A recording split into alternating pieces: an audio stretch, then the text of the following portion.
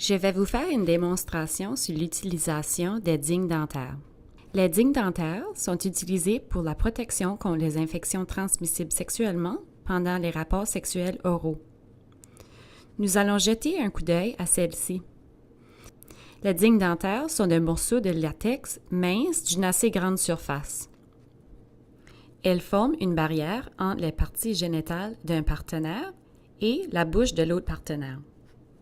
Dans le cas d'un rapport sexuel oral avec une femme, la digue est placée sur la vulve et le vagin et agit comme une barrière entre les organes génitaux de la femme et la bouche de l'autre partenaire. Malheureusement, les digues dentaires ne sont pas aussi facilement disponibles que les préservatifs. Les digues dentaires sont offertes dans certaines cliniques et aussi dans certaines pharmacies.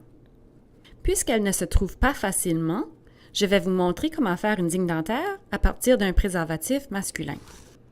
Vous avez seulement besoin d'un préservatif masculin et d'une paire de ciseaux. Il s'agit là du seul moment où vous devriez manipuler des ciseaux près d'un préservatif masculin.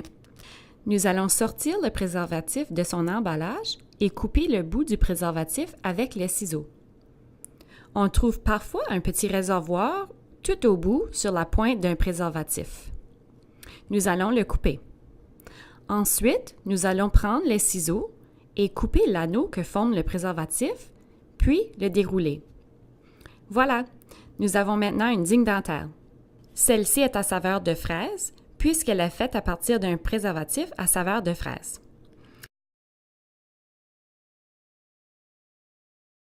Cette digue a maintenant une surface beaucoup plus grande qu'un simple préservatif.